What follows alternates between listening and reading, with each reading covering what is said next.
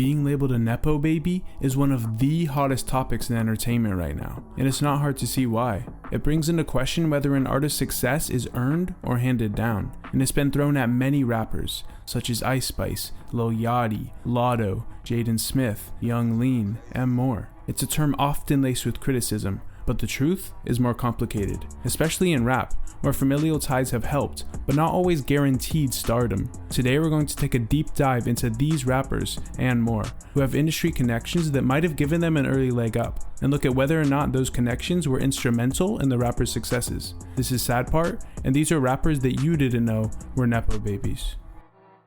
Let's start with the extremely rare nepotism rap duo, the sibling pair of Chavo and Coi Leray, two rising stars in hip-hop with unique sounds, distinctive styles, and a controversial family connection. They both share one major link in the industry, their father, Benzino. But is their success purely based on talent, or does Benzino's legacy play a part? Let's dig into this family's drama-filled journey. Chavo and Coi Leray have both been making waves in recent years. Chavo, known for his relaxed trap sound on songs like Michigan, and previously affiliated with Pierre Bourne's Sauce House, has been steadily building his fanbase, but not much success past that one major hit. Meanwhile, Coi Leray has found herself exploding in fame, famous for hits like No More Parties and Players, and has carved out her own lane with energetic rap and revealing dancing. The validity of this success is called into question though, given the fact that their father, Benzino, has been a major player in hip-hop for decades. Benzino, born Raymond Scott, is a Boston-based rapper and media mogul who made a significant impact on hip-hop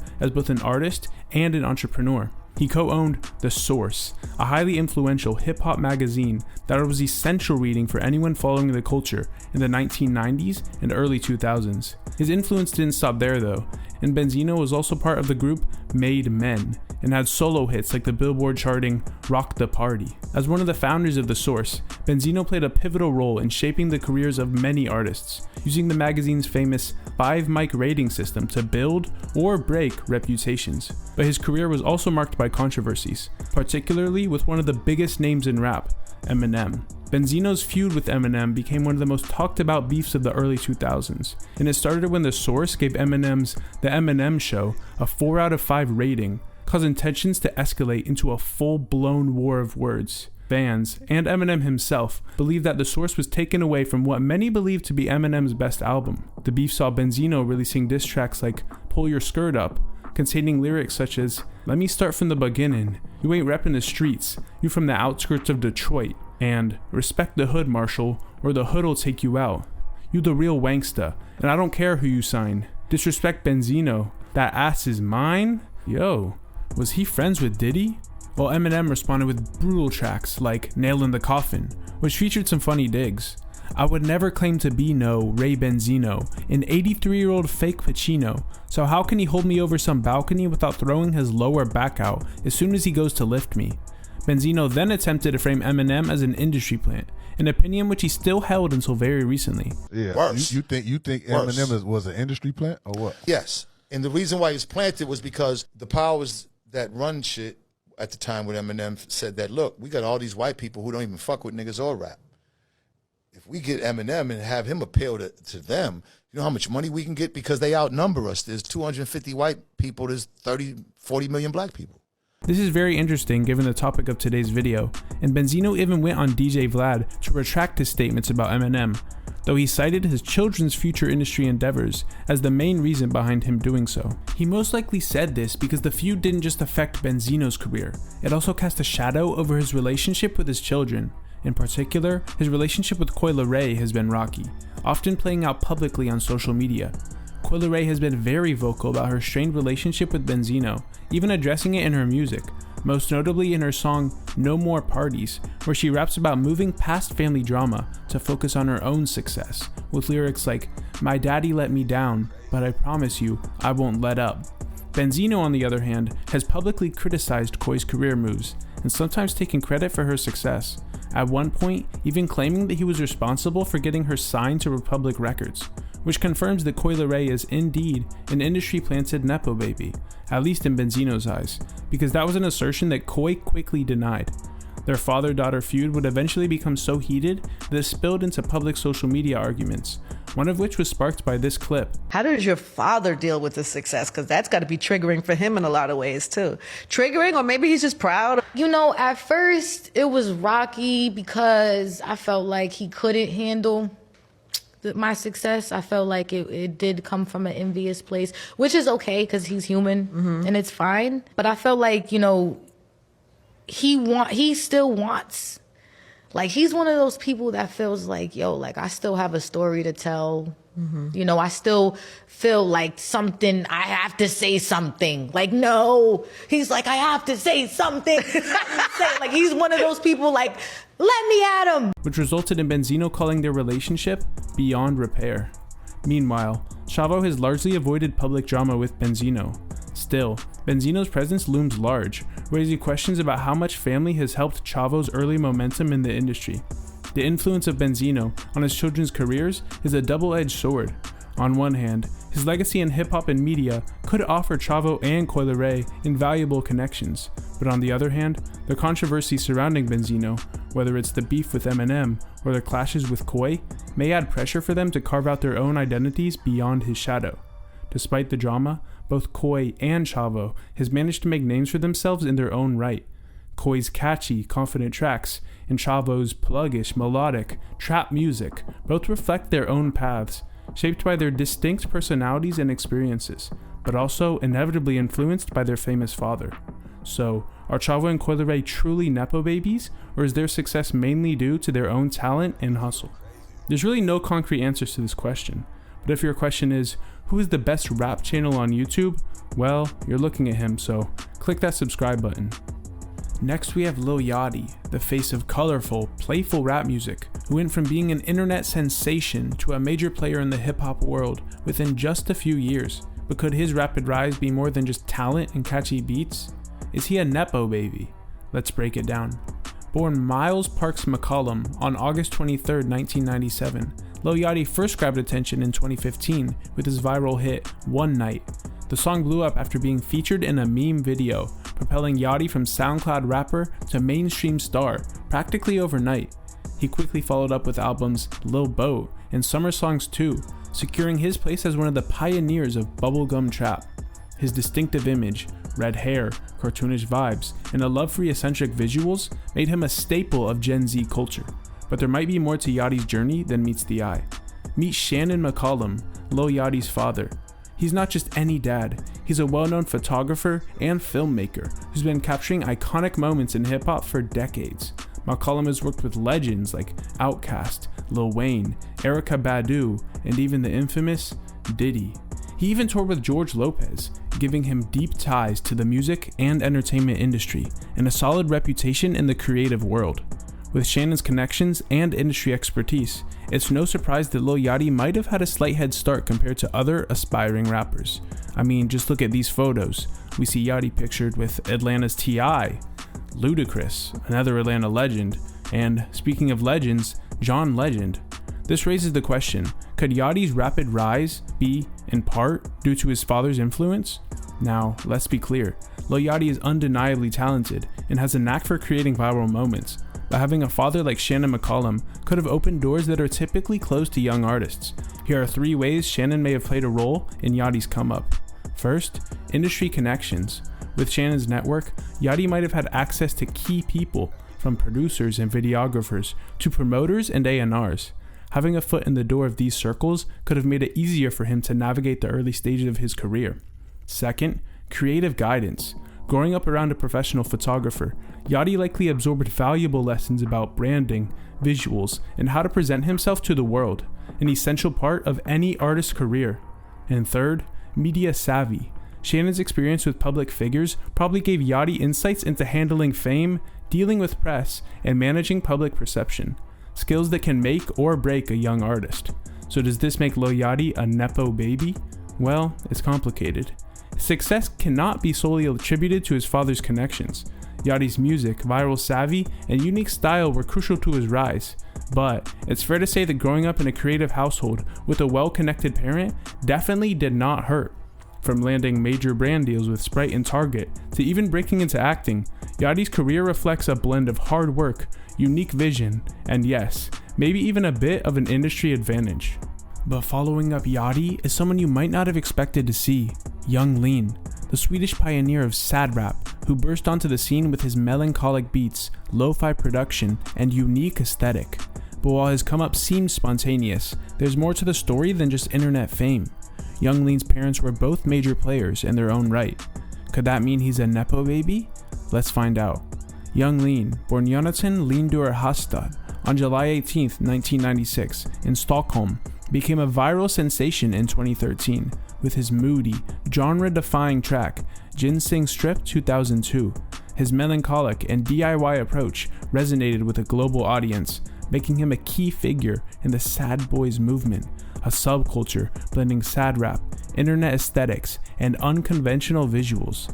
Lean's rise was driven by the power of the internet, SoundCloud, YouTube, and Tumblr. But here are where things got really interesting. Young Lean's father, Christopher Lindur, is an acclaimed author, translator, and former member of the Nobel Committee for Literature. That's right, the Nobel Committee. His mother, Elsa Hastad, is a prominent figure in the Swedish government, having worked in international relations and diplomacy, even serving as Sweden's ambassador to multiple countries. With parents deeply involved in literature and global politics, it's no surprise that Young Lean was exposed to cultural and intellectual experiences that most people only dream of. But how could this have impacted his career in the underground rap scene? Lean's rise was fueled by his innovative approach to music, but having influential parents could have given him advantages that set him apart from other artists. Here are 3 ways his parents' success and influence might have contributed to this. First, access to cultural capital. Growing up in an intellectually rich household, Lean would have been exposed to diverse perspectives, literature, and global ideas. This exposure could have informed his music, which often incorporates surreal imagery, obscure references, and a global sense of melancholy. Second, understanding media dynamics. With a mother in diplomacy and a father tied to international literature, Lean might have learned how to navigate public perception, media narratives, and even crisis management, skills that became crucial as he gained more fame and faced public scrutiny. And third, industry awareness. Although the music world is quite different from literature or diplomacy, having parents who are successful in high-profile fields could have taught Lean valuable lessons about professionalism, networking, and staying grounded under pressure. But does this make Young Lean a Nepo baby? Not really. Lean's career isn't just about privilege. His music pioneered a new sound, inspiring a generation of artists. Yet it's fair to say that growing up in a household filled with cultural and intellectual stimulation may have given him a different kind of head start. His story is one of raw emotion, creativity, and DIY energy, but is also someone who was raised in an environment that fostered curiosity, creativity, and a global outlook. Next, we have some more obvious ones, Jaden and Willow Smith, 2 names that are practically synonymous with Hollywood royalty. They've built successful music careers, but is it thanks to their talent alone, or could it be their famous parents, Will Smith and Jada Pinkett Smith, that gave them a head start? Today we're diving into the rise of Jaden and Willow, and exploring whether they're true Nepo babies. Jaden Smith made waves as a young rapper, with the release of his breakout single, Icon, in 2017. But he's been in the spotlight long before that. As the son of Will Smith, an iconic rapper turned actor, and Jada Pinkett Smith, an acclaimed actress and musician, Jaden's early exposure to the entertainment industry was inevitable. Jaden's career began at just 8 years old, acting alongside his dad in The Pursuit of Happiness. By the time he was a teenager, Jaden had already starred in The Karate Kid and After Earth, both major Hollywood films. His music career, however, emerged later, marked by genre-defying projects like Sire and Iris, where he showcased a bold, experimental sound that drew both fans and critics. Willow, on the other hand, broke into the music industry even earlier with her 2010 hit Whip My Hair when she was just 10 years old.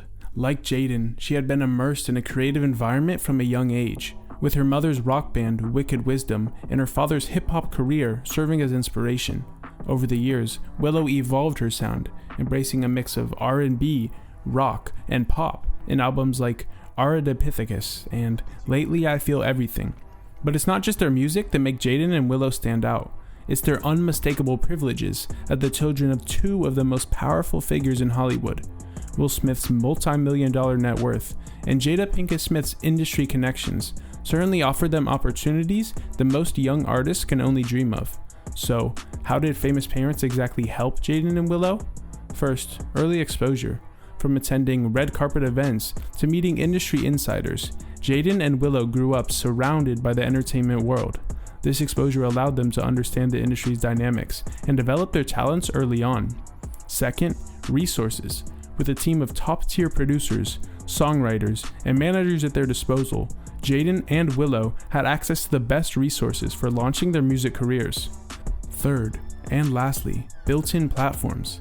Having Will Smith and Jada Pinkett Smith as parents meant that they already had a massive fan base and media attention, providing a platform most artists have to spend years building. They've both shown a commitment to pushing boundaries in music and using their voices for activism. Jaden has been outspoken about environmental issues, even founding Just Water, while Willow has advocated for mental health awareness and women's rights. Despite their efforts to create unique identities, the Nepo Baby label still follows them, and rightly so in my opinion. In interviews, Jaden and Willow have both acknowledged their privilege, often stating that their parents' support helped them navigate the pressures of fame. But while their parents did play a large role in their initial success, maintaining this attention is a clear mark of true talent. Next, we have an artist whose Nepo Baby status is a bit under-discussed in my opinion, Ice Spice, who has become one of the fastest rising names in rap. But her journey wasn't completely independent, and she actually attributed the entirety of her success to one man, her father, who was an underground rapper that may have never achieved mainstream fame, but had a significant impact on her early exposure to hip-hop. He was the one who introduced her to the studio at a young age, and this exposure is what would lead to her eventual success. In an interview with Paper Magazine, Spice said that she would tag along on her dad's trips to the studio when she was younger. "He definitely inspired me to want to record," she shared. "I remember being in the studio with him. I was a toddler, probably, and I remember little flashes. Of course, not every detail, but small things like that being shown to you at such a young age make an impression on you. Subconsciously, I ended up becoming an artist because I saw my father be one first. He's a music lover himself. He's a true hip-hop head. Beyond me, honestly. He knows everything. He's always educating me on hip-hop and stuff like that." She commented on her father further in this interview with Variety, where she said this about hiding her dad's name from the public. Quote, "You couldn't find it for a reason. He's such a private person, and that's not even his lifestyle anymore." Some have questioned whether her father's presence in the scene gave her an early advantage, and it seems to me that it did, though his underground status makes it likely that he played an insignificant part in her recent industry success. With Taylor Swift, did you guys at the Super Bowl, did y'all experience like any kind of Matter Daddy or anything like that? No. What does that mean? I know it's not a football thing, but just like a Matter Daddy. What's a matter, Daddy? Nothing. What's the matter with you? Next, we have Latto, another one of the top female rappers right now, with hits like Big Energy and Put It on the Floor Again going super viral. But her story didn't start there. Did her rise to fame come purely from hard work, or did family connections in Atlanta's hip-hop scene play a role? Today we're taking a closer look at Latto's journey to find out. Born Alyssa Michelle Stevens on December 22, 1998, in Columbus, Ohio, Latto moved to Atlanta at a young age and quickly immersed herself in the city's music scene.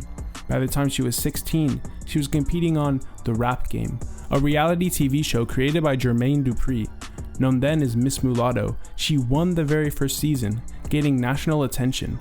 Her victory on The Rap Game marked her entry into the mainstream, but what many don't know is that Latto's success may have deeper roots. Her father, Shane Pitts, was not just a supportive paternal figure. He was actually a significant figure in Atlanta's hip-hop community. Shane Pitts wasn't a rapper himself, but he had strong ties within the local music scene, acting as both a promoter and mentor to young artists. He also played a key role in introducing Latto to Atlanta's industry circles early on, setting the foundation for her eventual rise.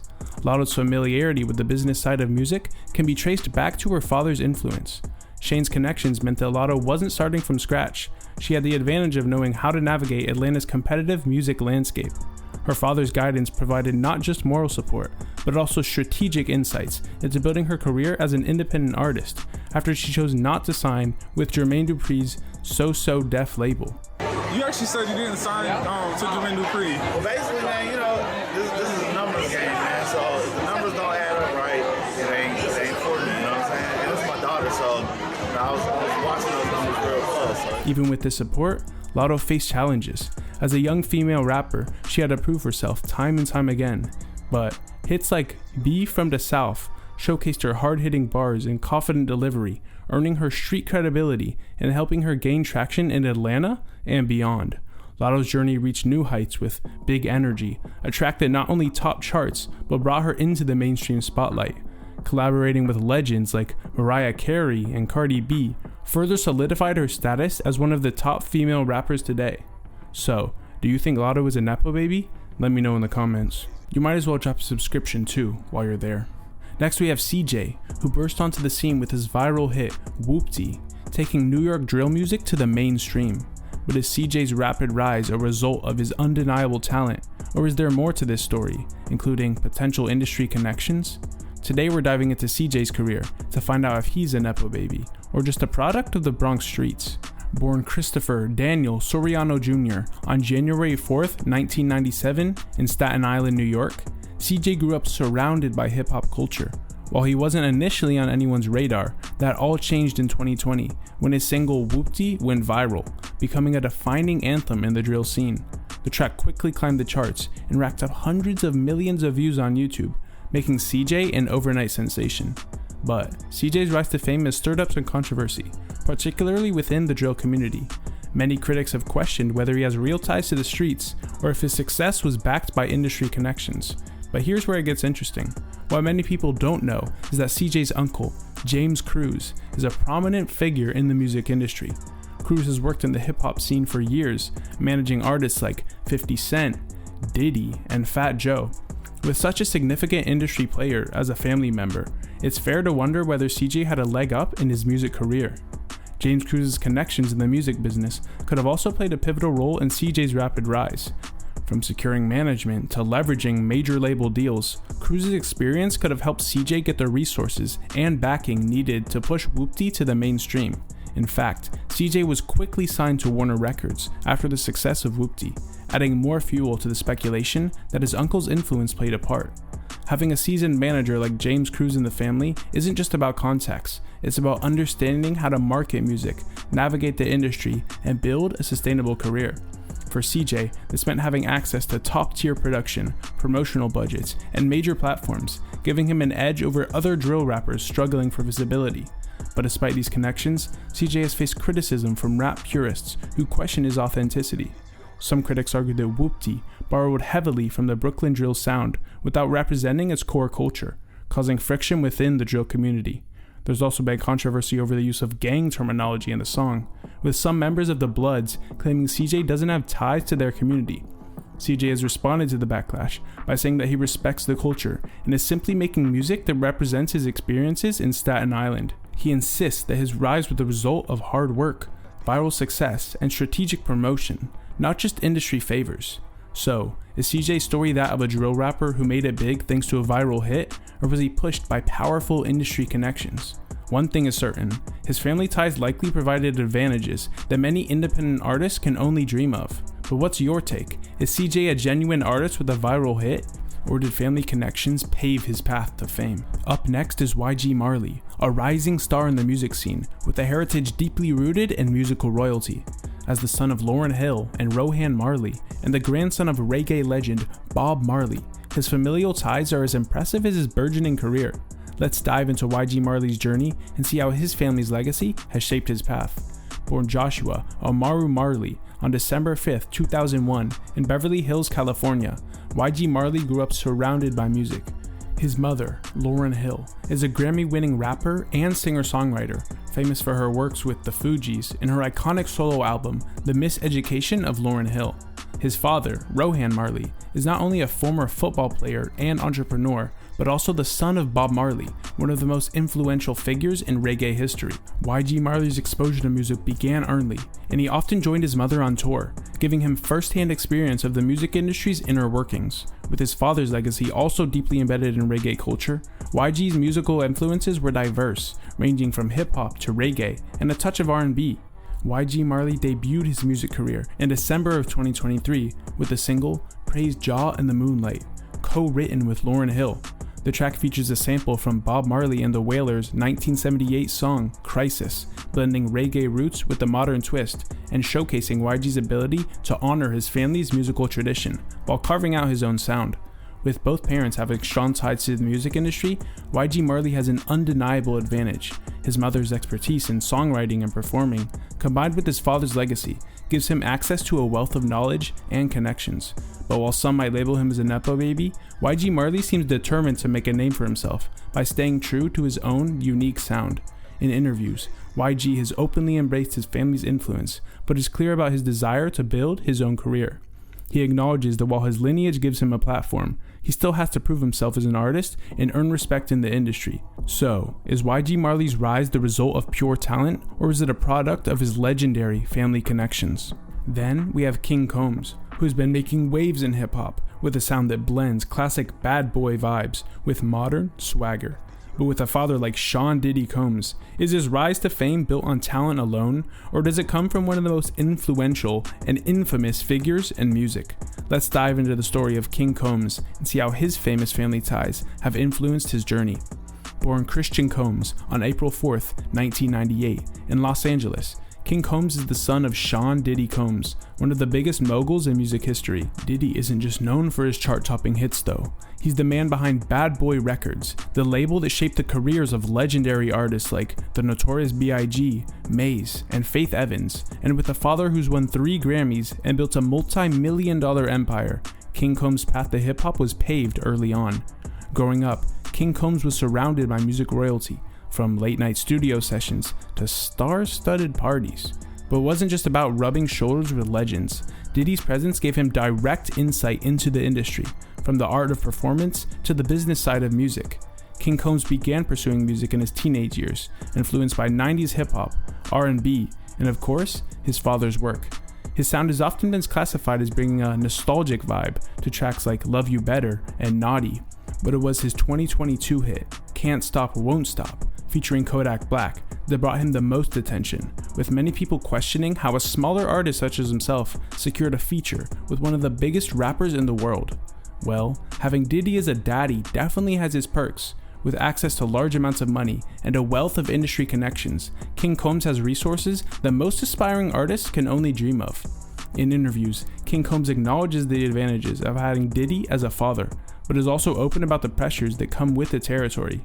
He's spoken about wanting to create his own legacy, separate from Diddy's, though I don't think that will be possible, especially given the extremely negative news that has recently surfaced. So while King Combs is most definitely the product of nepotism, it is unlikely that this will lead to any real further success in the industry. From one king to another, we have King Harris, born King Ciandre Harris on August 25th, 2004.